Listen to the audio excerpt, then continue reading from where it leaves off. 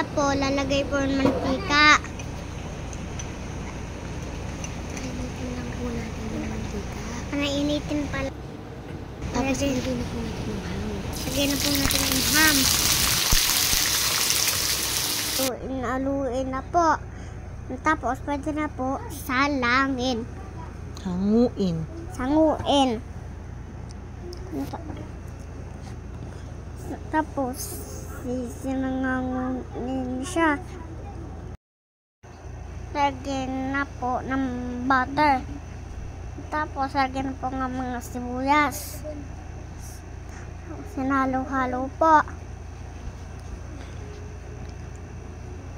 Yan, nalagyan po siya ng cream.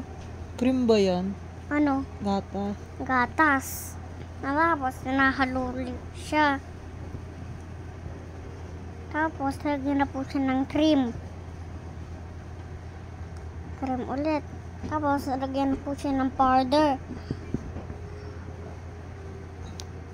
Tapos, lagyan na po siya ng chicken. Chicken. Cheese. Cheese. Tapos po, lalagay na po ng cheese. Pasado-haluin po ulit. Ingat na po tayo dito. Malapot. Hindi lang po malapot.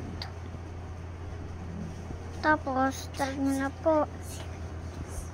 Ito na po yan. Tapos po, ito na. Sana lang. At luto na. Luluto na. Palagay na yung luto na ham. Ano pa nilagay? Pasta. Nalagay na po yung pasta. Tapos sinahalo-haluin. Para medyo masarap. Yan po, tapos naalog-alog na. Tikpan muna po ni Kuya. Hindi po kami bibigyan. Kain na kami.